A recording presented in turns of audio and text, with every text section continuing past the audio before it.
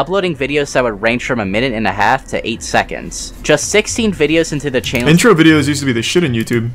Does anyone remember my old intro videos? It wasn't like in my first ones. I spent a lot of time on this intro. It's not gonna look like I did, but I honestly spent days on it. I can't remember what. Oh, here it is.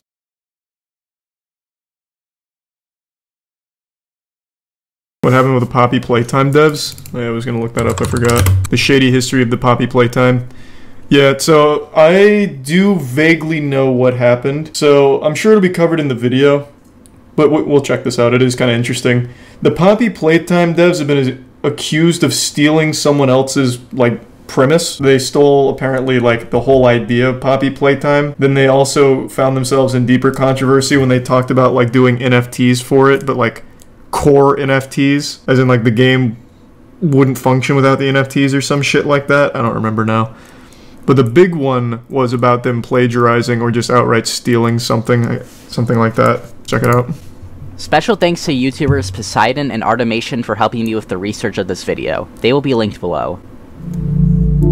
2015 was an interesting time. We saw the rise of many creations breaking into internet conscious and sometimes even the mainstream. No matter where you looked, you couldn't get away from media around games such as Minecraft or Five Nights at Freddy's. These two games, especially Minecraft, have solidified their place in pop culture and with the media that we all consume today. An obvious and undeniable part of what started to make these pieces of entertainment grab a wider range of people and become more accessible was fan-created content. This range being anything from the simple and common Let's Play to some more analytical videos discussing various findings in the games themselves. Yeah, MatPat's whole channel was basically based around it. Of the game operate. You can argue that some pieces of content may objectively be easier or harder to produce than others, but generally speaking, I think all this content serves a purpose one way or another. Undeniably, some of the most high effort and hard to produce content is animation. True. Both Minecraft and Five Nights at Freddy's have had their fair share of animations since their inception to now, with no sight of them going away. Minecrafts, though, were always the weirdest. Anyone remember the early days of Minecraft animations? They used to have, fuck, what was the series called? It was like a sexual one,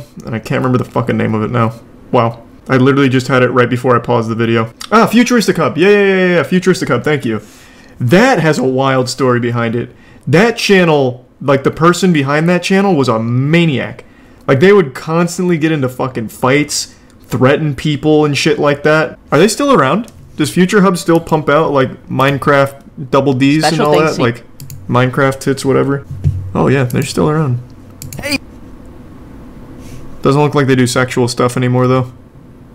Or maybe they do, I don't really know. At least I think it was Futuristic Hub that used to make sexual Minecraft stuff. It was? Okay. Are strong in their own right, having so much depth to them that they can be considered full sub-communities to the main one. We've seen many animators come and go from these communities. Some rose, some fell. Oh, they did. One of them was the owner of the channel fucking a creeper. I vaguely remember that. I mainly remember the Futuristic Hub, like, actual person behind it just melting down on Twitter. Like, constantly getting into arguments and shit. I don't remember him having sex with a creeper in, like, a self-published animation or whatever.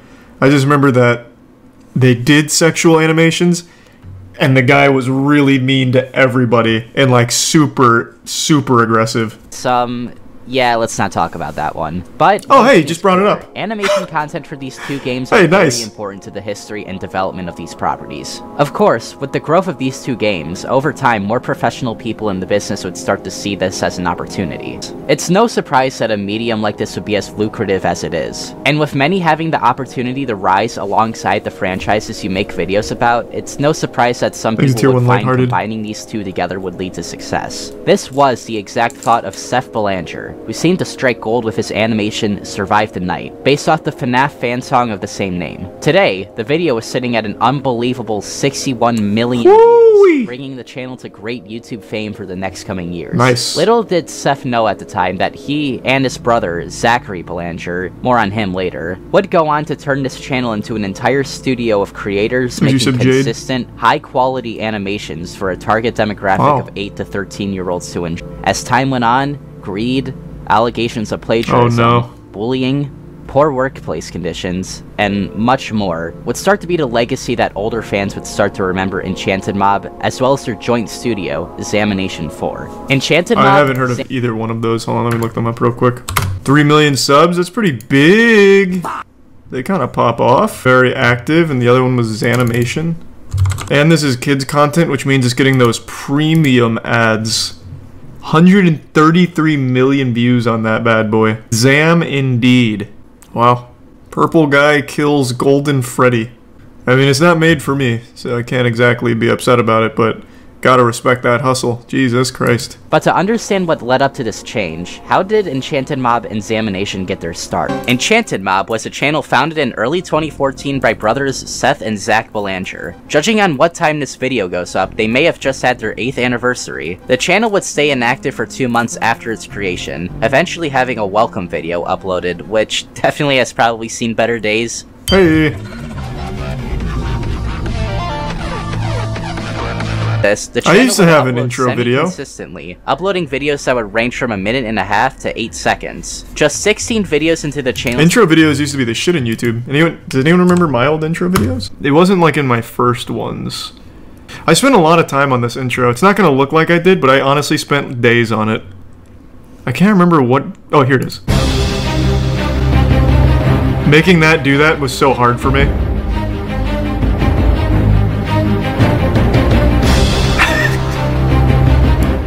Fuck, man. I could have gone pro with editing, honestly, if I just stuck with it. I used Sony Vegas for that. Did you know Sony Vegas was capable of something like that? I pushed it to its very limits.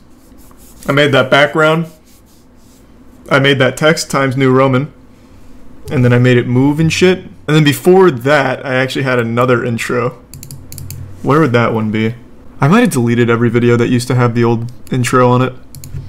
God, I wish I could find that shit again. Nope, no one ever found the old videos. I knew it'd be impossible. With these Five Nights at Freddy's related animations. They would drastically grow since the release of Survive the Night. This success from the FNAF community would become even more apparent as any video derivative from Five Nights would get a pitiful amount of views compared to the tens of millions their FNAF uploads would get. With one of the only exceptions being their original work Be a Hero, which sits at 1.1 million views today. Other original works would find themselves in the millions down the line too. But even so, it was still a fraction of what they would accumulate through animations relating to It's just hair. I just get little hairs in my mouth. Enchantedmob would open their first one of the most annoying things about having long hair. This channel became to be run by seemingly 2 workers under Enchantedmob, creating other FNAF content, as well as some animations on other games occasionally. You may know them because of this legendary thumbnail. Now the channel is mainly used for uploading clips of a certain series I will get to very shortly. You can see a major jump in production quality, as this arguably put them on the map for better talent even more than Survive the Night did. Although 132 million is a nigh groundbreaking number for any YouTube channel, studio or not, in just another 2 years, Enchantedmob would surpass themselves once more with their upload Build Our Machine. This time instead of FNAF,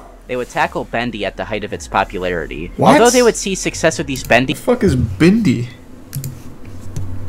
Seems like anything that ends in a Y pops off. Bendy, Freddy, oh, what was the other one?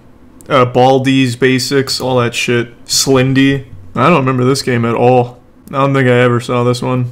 Holy shit. Yep, I completely missed that wave. Sometime in the making of these music videos, Enchantedmob seemingly wanted to branch out more. So on the 15th of February of last year, Enchantedmob would create their ongoing series that they are most known for today, Fazbear and Friends. Except, not really. You see, the first 2 episodes of Fazbear and Friends were actually uploaded to the Zamination channel, which as mentioned before, merged with Enchantedmob sometime in 2020 for not public reasons. There's not much to talk about when it comes to the early life of Zamination. They started off a fairly good success for making creations that were based off of YouTube channels that were popular at the time, majorly picking up steam about 3 years ago. Somewhere down the line, this got the attention of Enchantedmob, and the studios had agreed to do a business decision to merge. Yeah, they look like the same logo. Being an objectively good idea for the 2 studios. Nice. The current state of Enchantedmob and Zamination has brought the studios to great success. Every episode of Fazbear and Friends, as well as other full-length videos, all surpass 1 million views, usually being in a 2 to 3 million. Hey, Squid Game! However, long-term fans have discussed their resentment towards modern Enchanted. Sad to see what's happened to them nowadays. I used to watch Enchantedmob when I was younger.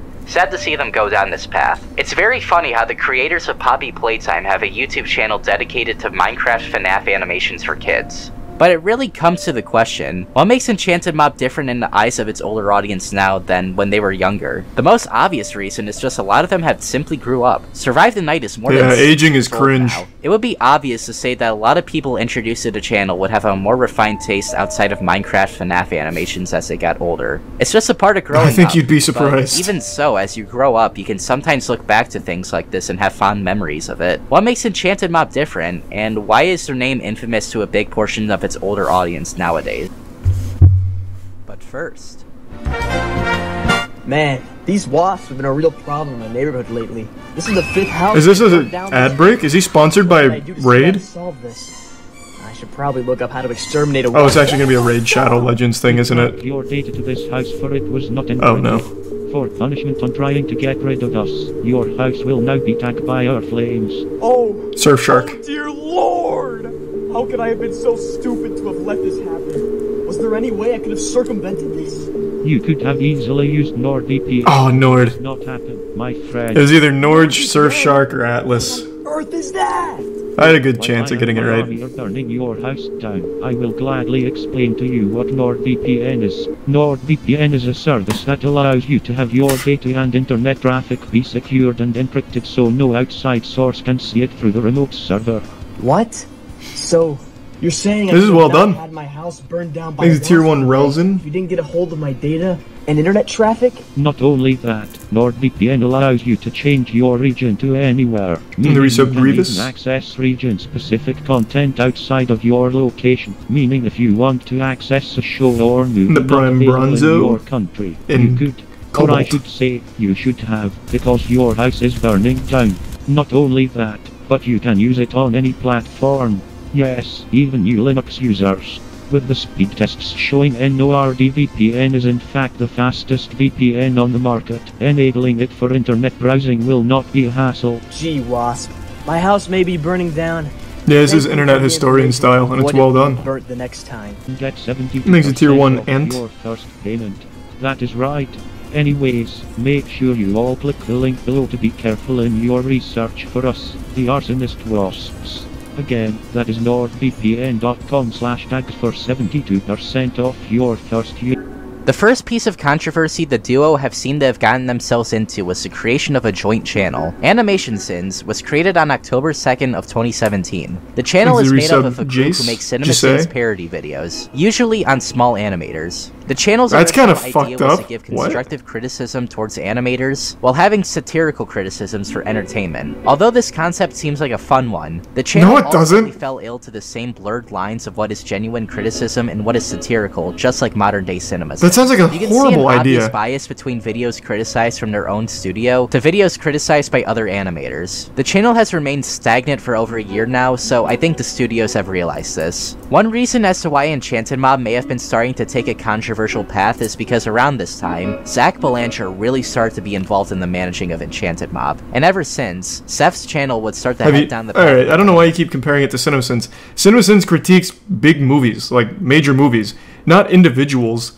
Like, from what I understand, Animator Sins goes for the small Minecraft animators. Those are kids. Those are literal children making the animations. And to just, like, bully them and shit on them, that's super different than a major movie. Like, it's not even comparable. Like, it's very, very different. It's a way to take them out early. Yeah, it weeds out competition. That way the kids never get better. Oh, pivot animation. There's something I haven't heard in years.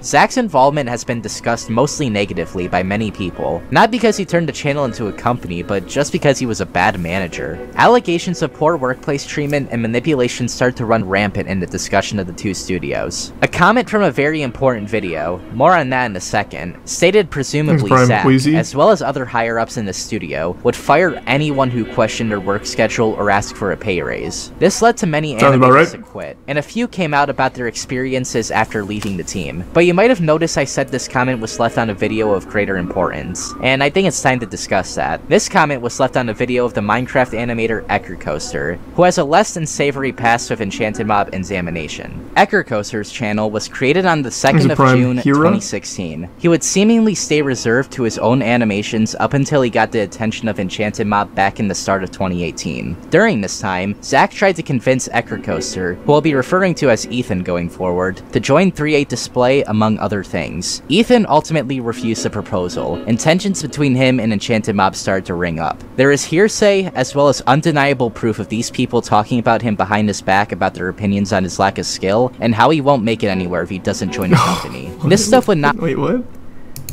What a fucking weirdo. What? Okay.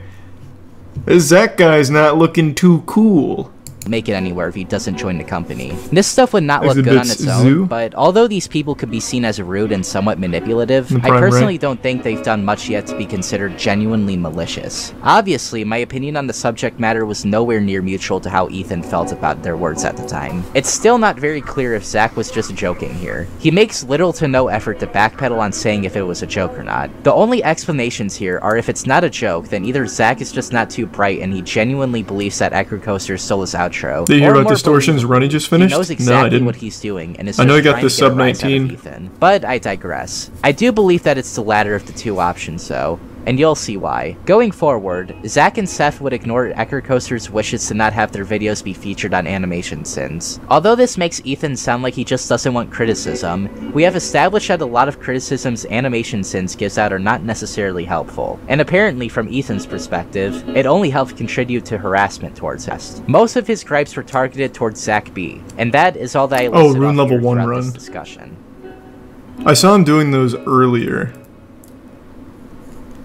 I didn't get to catch a full run, though. Ever since the altercations of yesteryear, the studio and Ethan have been doing their own separate things. But during this time, both the team and himself have been working on two very big projects. Echo Coaster had been working on the first act of his game, Venge, a FNAF and Bendy-inspired horror game that would have multiple chapters released. The game stayed fairly underground after its release, not really getting the attention of Let's Players or really any sort of big traction at all. The game would stay stagnant after the release of the first chapter, presumably Ethan working on more content for the game in the future. But around October of 2020, Enchantedmob and Examination came together to form the company Mob Games, a developer subsidiary of Enchantedmob, which would release their first game a year later. Said Peter and Casco?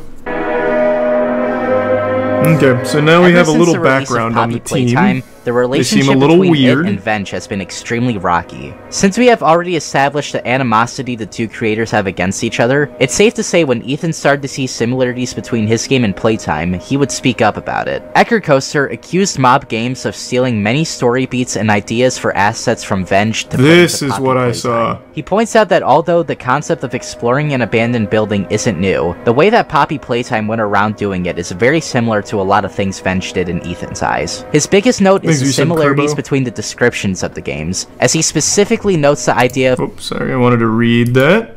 It doesn't really sound that similar. That doesn't sound similar, like, at all, really. It's just a very generic concept. Alright. Can't say I totally agree with that. Descriptions of the games, as he specifically notes the idea of an entertainment company miraculously disappearing to be a very common trait between the two plots of the games. He also gives examples of character designs and decors that look eerily similar to what you can find in Now that's a lot more convincing. Judging by the past that these two have, it would be safe to say that this could be more than a coincidence. When this thread was published, many people came into support of Echo Coaster, many agreeing that a lot of what's been compared seems like blatant plagiarism. There were also a lot of others who were a bit more skeptical about it, stating that both games take heavy beats off of Bendy and the Ink Machine. Although a lot of assets and the plot of Venge can be heavily compared if not be seen as nearly identical to that of Poppy Playtime, something that I feel a lot of people fail to bring up in the discussion of this is Ethan's inspiration off of Bendy. A chapter-by-chapter release, companies that were on top of their respective industries falling out of nowhere, and something that is prevalent in all of these games, character and monster designs that try to cater to the demographic of children by playing into the innocent things turns evil trope that FNAF heavily popularized. Do I think Poppy Playtime saw Venge and decided to copy it out of spite?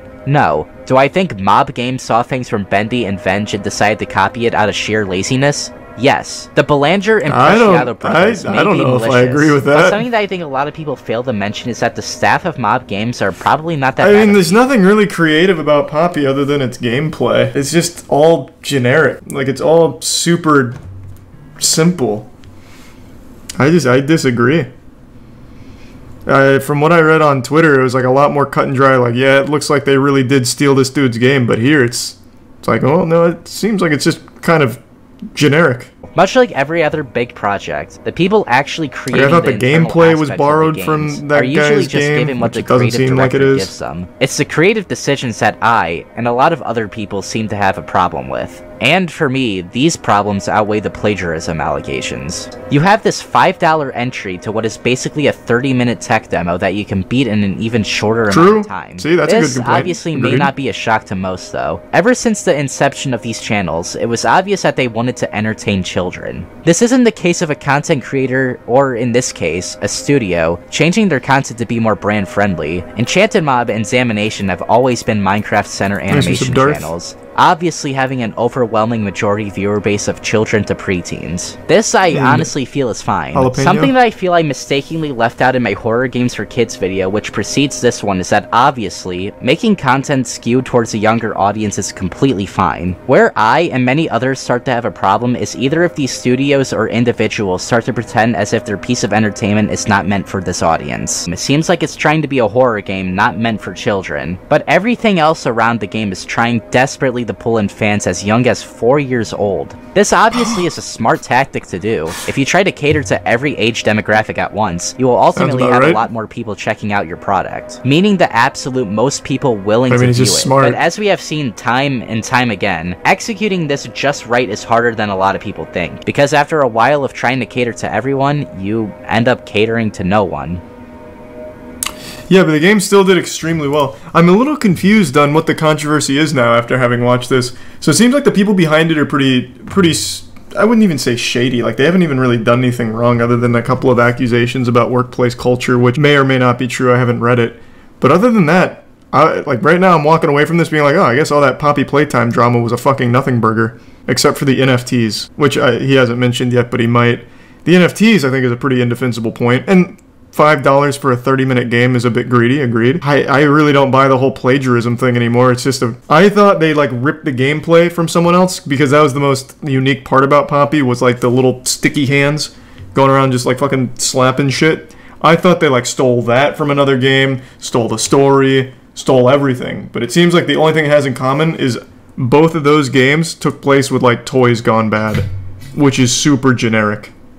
Enchantedmob has had a very rough history, especially in its later years. But even though undeniably Zach Belanger at the very least may be a bad person, I have superstitions that the backlash they have been getting, way even before this video, will be more than enough to skew people away from supporting mob games. Or most famously, their controversy for the Poppy Playtime NFT. Yeah! These are also very big reasons to not like these NFTs! people, and I originally had a whole section written about why NFTs are bad, but honestly, I don't really think I need to give you guys that discussion. Neither do I think it's really the appropriate place to have it. Hence why they couldn't really be fit to the greater point that I was trying to make. What I can say though is that NFTs are just another example of Poppy Playtime meaning to just be another cash grab game with no long-staying integrity. When or if all the chapters do release, the game will fall into complete irrelevancy. What was shown off looks at least a little more dynamic than the first 30 minutes we were originally given, but I am also not going to hold my breath. But anyways, I have been Dags, and until next time,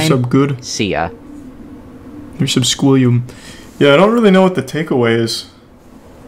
All this did was show me that the whole plagiarism thing was unfounded. Pockets for the oranges. I can't look at James Corden, I'm sorry. That was a good history of the whole company and everything, though. I didn't know anything about the people behind it. They do seem a little odd. But the game itself now, I don't believe in the whole plagiarism thing.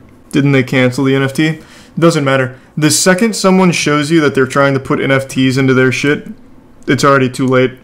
Even if they cancel it, even if they backpedal, you now know exactly where their head's at. So once you go NFTs, you don't go back. Fucking back. Sometimes you find something in a video game that makes you think, well, I've seen everything now. This is why today we're diving into 10 of the craziest images never meant to be found in video games. How crazy can they be? Use promo code ODDHEADER in the link down below to save 20% today. Little Big Planet is a fairly light-hearted, kid-friendly puzzle platformer series with unexpected discoveries that I've covered before with more to come. However, I never really got into Little Big Planet. Where remnants of an early prototype build of Little Big Planet was found and recovered. In 2020, mysterious Cuban friends found on their Little Big Planet Discord server Dreamiverse that among the recovered files of the prototype could be found this sinister image. To date, nobody has any idea what the That's hell not this dude- sinister. That's nothing. That's fucking nothing. Does anyone recognize this? What's this? Was this used in another game or anything? It's a Titan. Interesting theory. Black Mesa is the commercial remake of the original. Oh, I forgot this came out. Originally released on Steam Early Access in 2015 with a full release in 2020. Behind it on the danger decal would be, well, nothing. However, if you were to look in the alpha channel, the danger decal's texture, it would reveal in that spot. Ew. This hideous revulsion is actually Tarman from the 80s cult classic zombie movie Return of the Living Dead. Oh, what? It's even worse in motion. Why he's hidden here in Black Mesa? Can't tell you on that. Why would that be there? Even more horrific What the than fuck? This also lies in the game, as on a random texture of a cardboard box can be found a hidden image of Mr. Six from the Six Flags commercial. Great. Guess this guy's gonna start showing back up in my nightmares again. I actually remember that guy being fucking horrifying too, I'm not gonna lie.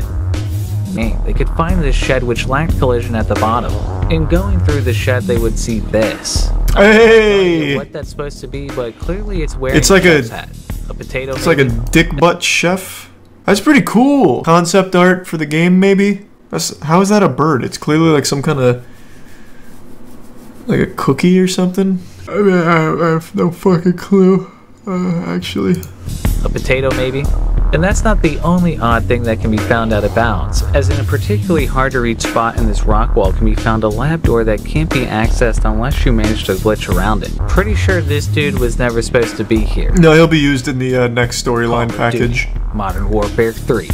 Sarpazes flew into this random building and found entry into an empty room that couldn't normally be accessed. Sarpazes noticed there was smoke accumulating on the other side of the room, and sure enough, when he angled the camera just right, not only did a bear appear, but it also appears to be a ballerina.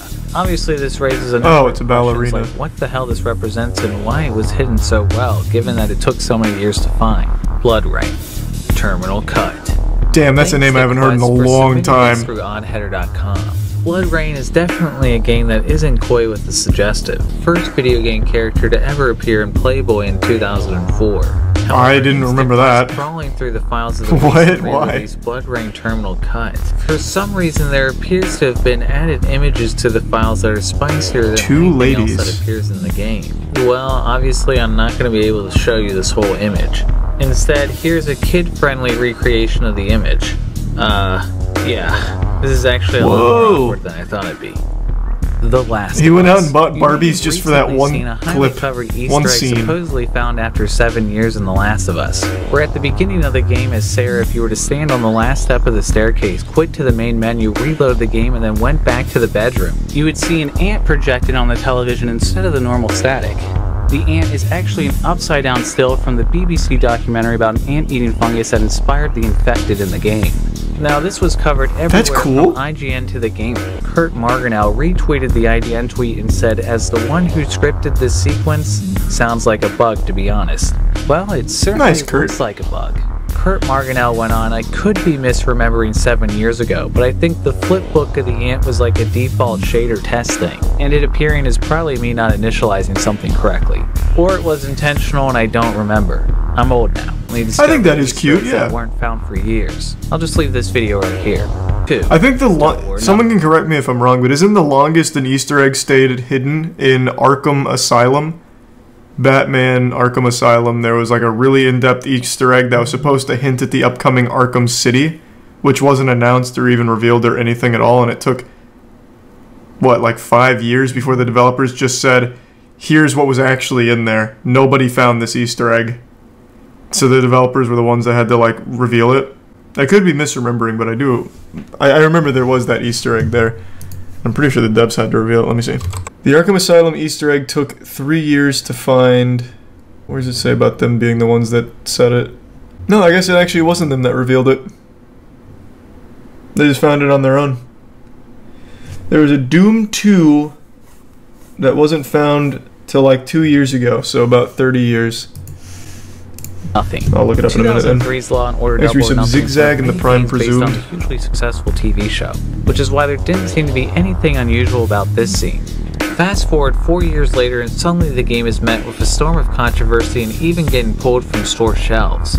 As it turned out, this image in the background was an actual photo of the child abduction of James Bulger in 1993, whose mother was outraged to find out was actually used in the game. Either way, considering it took 4 years to find, I'm sure the developers never. I'm sure they didn't lose sales over it after 4 years. Such a heinous crime. Yikes. Stalker, Shadow of Chernobyl. Stalker Shadow of Chernobyl is a first-person shooter survival horror series set after a fictional second nuclear explosion at the site of the 1986 Chernobyl disaster. Despite coming out in 2007, Stalker was originally announced as far back as 2000, with multitudes of unfinished builds of the game being leaked online before the game released. I don't really remember the Stalker game very well. 49, the earliest known prototype of the game to exist. It's pretty certain that Build 749 is a version the developer probably didn't want anyone to play, as for some reason the loading screens were a rather full-on image of a woman. Well, once again, what? Back to my YouTube-friendly demonstration. No fucking wait, what? Basically, she's like this. What am I doing with my life? Thanks again. Wait, that's fucking crazy. The loading screens in that build were just a naked woman bending over? A bunch of tools from their performance package kit, and it's all been awesome. The Lawnmower 3.0 remains their flagship product by being waterproof and safe in the shower. I personally have never gotten a nick or cut using this thing, which is likely thanks to the advanced skin-safe technology. Oh wow, yeah, it's real. Exactly that. And if you want to be even more devoid of hair like Ken here, there's now the Weed Whacker nose and hair trimmer, which has the same amazing quality of the Lawnmower 3.0. And they even sent the awesome Shears 2.0 luxury nail kit, which like the rest of Manscaped's products is of an extremely impressive quality. I can't recommend these products enough. Damn, the Stalker community is so active and thorough.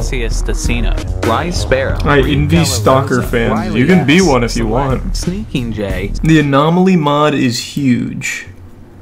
I don't know that one.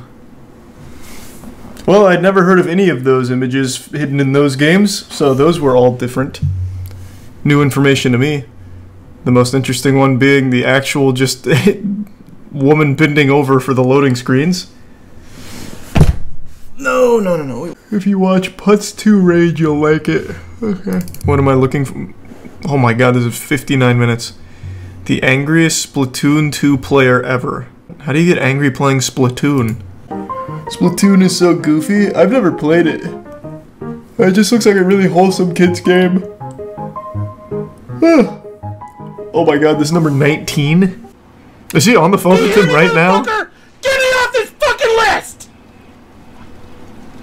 Hey bitch! I'm talking to you! Jesus Christ! Get me off this fucking list!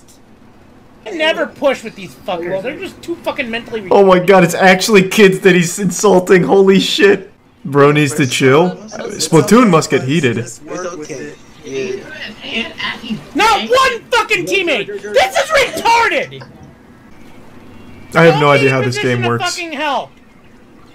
Literally, stay out of position, sniper! And then he gets me killed!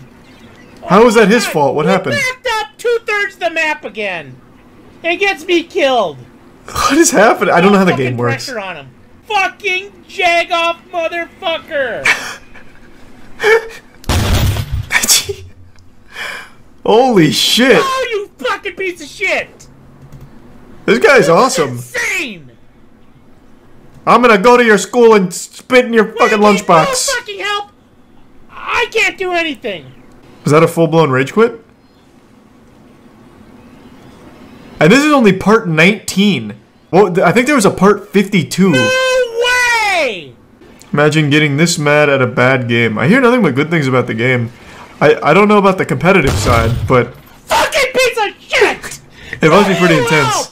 In any fucking fashion! Not one of you fucking helped! I can actually hear the tears building up right now. I can actually feel his eyes getting damp. Fuck you, assholes! This guy's pretty fucking awesome. Wait, is his name I Hate You? Is it maybe it's an act? Is it like an act? It has to be. No! Not from behind! Your job is to stop him from behind! I don't know. It's hard to tell. How the fuck do you fuck that up? I win right there if you stop him! Yeah, I don't know, Gato. Makes it tier 1 volatile. Once. Alright, let's see number 52. Oh, it wasn't 52, it was 59 minutes. That's what it was. Even if it's an act, what a spectacle. True. What a spectacle indeed. Okay, he's kind of moving. Quality's pretty shit. What the fuck? Will they quit coming right the fuck up on me? What the hell? I made it so goddamn fucking easy for you! What the actual fuck? Holy hell, man! It's real, there's a video of him calling Nintendo. That doesn't mean it's real. But it does sound real. Holy hell! Okay, let me see him calling Nintendo. So what can I help you with? So, I am pretty livid over everything about Nintendo at the moment, so... yeah, to get started. Your online system, the pay for online is complete trash. Yeah. Like, complete trash. What do you want him to do about it? He didn't make it. Streamer, and actually a pretty popular one at that. Oh, yeah. And the fact that... Ooh. We've had no benefit of actual online services of any kind is absolutely ridiculous. And I'm so sick and tired of calling in. I'm gonna have to ask you to stop swearing. You're gonna have to ask me to stop swearing? I'm gonna have to ask you to please get this everything working correctly. Because Jesus this is Christ. just crazy about the harassment I'm having to deal with every time. And if you can't handle me swearing because I'm getting constantly harassed, then that's a goddamn problem. Now, I am absolutely sick of being harassed online. I'm sick of having no benefits. I can actually hear grease firing off of his body right now. My block lists, friend as lists, sweat is pouring down. Quality of service from the actual connections, just latency, the horrible... I am going to have to end the call. Then transfer me to another supervisor, and I'm hopefully it's not going to take another half an hour, because you're honestly not even trying to listen to anything I have to say. You're just obsessed about me swearing and wanting to end this call. Left out in left field for this crap. I'm not sure I understand what you mean. we the same reporting procedures. Yeah, I got lost in the sauce there too, my guy. I don't know what the fuck he said. How do you not know what I'm talking about? Nintendo Japan, to be blunt, has that better quality of online service. According to what? Because of just how small their community is. We have to deal with basically Amazon servers, which is just completely stupid. They're not even gaming servers, but it's just so bad. He sounds like a 12-year-old in math class who got called on to answer a problem and is melting down. Just team comps, the pairing systems, the point systems, and then to top it off, I'm getting harassed with players online that have to come into my lobbies and intentionally lobby snipe me just to throw games. And it's to the point where I just want to smash my own head in. He's actually huffing and puffing right now. This is the most intense moment of his life. He called an innocent customer service rep for Nintendo to whine. You can actually hear him moaning.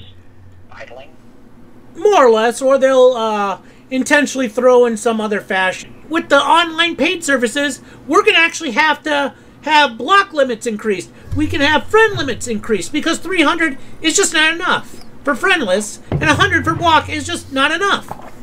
It's just not. I mean, the thing is, he's not wrong. Like said, Nintendo service does fucking suck. Splatoon 2, but I wouldn't call a random customer service rep. We get no benefits. Literally, nothing. This guy was on Man vs. Food? No fucking way. What, how deep is this lore? I've never heard of him before. This is a wild journey. Was he really? Holy shit. Splatoon. And I also called the Nintendo service rep.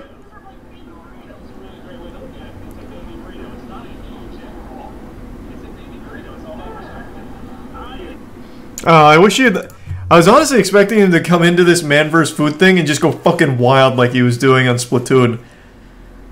Just like smashing burritos, fucking throwing them at the cashier. Very underwhelming. He seemed well-mannered here, talking about his baby burritos. Yeah, I'm gonna play Ghostwire. When does it come out? Is Charlie a Virgo? No, he's a Leo. Oh. I mean nice. When does this come out? Or, yeah, when does this come out? Someone asked me when the last time I looked at a Tokyo, or a IGN review was. Now I have an answer. Tokyo's Shibuya district is one of the Comes out on liveliest Friday. places on the planet. Day or night, it's densely packed with people and they just told me positively it comes out on thrumming with Friday. energy. Ghostwire Thanks, you said, Tokyo Michael. gives us a radically different window into this iconic urban hub when a supernatural force leaves its streets eerily deserted. Can't use life. It'll be fun. So this looks exactly like what I expected. Fun narrative, fun visuals, and dog shit gameplay. Ghostwire has not one, but two protagonists. Akito is the lone corporeal survivor of the mysterious fog that turned Shibuya into a literal ghost town, and was in a bad place even before the spirits hit the fan. There are Jizzo statues that upgrade your elemental ammo capacity. Okay. Unique items that can be traded in for rewards. Wonder what this is. Consumables, skill This looks like a game I'd find on Steam new releases on bad game nights. It's a lot. Thankfully, Spectral Vision lets you send out a pulse which highlights anything of interest nearby, so finding collectibles never comes down to a pixel hunt. The many yokai in the city. So is that the main gameplay, just hunting pixel or collectibles? That can be used to reach the rooftops are all marked on the map once discovered. Yokai hunts. Okay, let me just see. What does IGN give it? A 9? Every problem of creating space and then shooting your biggest gun can be applied to almost every situation, regardless of the enemy makeup. It looks pretty good. One-size-fits-all combat strategy. And for a game that likes to play tricks on your This isn't a mind trailer, during it's a story review. missions, it's a shame Ghostwire doesn't do more of that during its moment-to-moment gameplay in the overworld. Touches like this really helped enrich the atmosphere, and I'd have loved to see more visitors and environments that had that simmering psychological uncertainty. Alright, what do we got? I enjoyed my 20 or so hours with Ghostwire Tokyo largely because I found its world so immersive. The attention to detail in the city itself is hugely impressive. And Whether it's looking to recreate the surroundings of the best-known crossing in the world, or they give it a 9, I'm calling it. It's the merely adequate stealth and action maybe not. Nothing to add to the fantastic setting, but they don't diminish its brilliance either. For more reviews, check out our verdict on tuning. That seems fair. No, that was a pretty fair review, honestly. 7 sounds about right from everything I've seen from Ghostwire. But it's probably going to get really boring to play. If the gameplay never changes. It's not a stream game. Yeah, this is going to be one of those games that's probably going to be pretty boring as a viewer. And, like I said, if the gameplay really is just going to be the same stale shit over and over again, it's going to be just boring to play in general. But I'll still give it a try. The new Kirby drops Friday, too. Oh, we'll probably start with the new Kirby then instead of Ghostwire. Damn. That's rough for Ghostwire. Yucky. They might want to just push that, like, now. Tiny Tina also comes out. Yeah, but I don't give a fuck about that. Bro, I do not like Borderlands. I like the first one.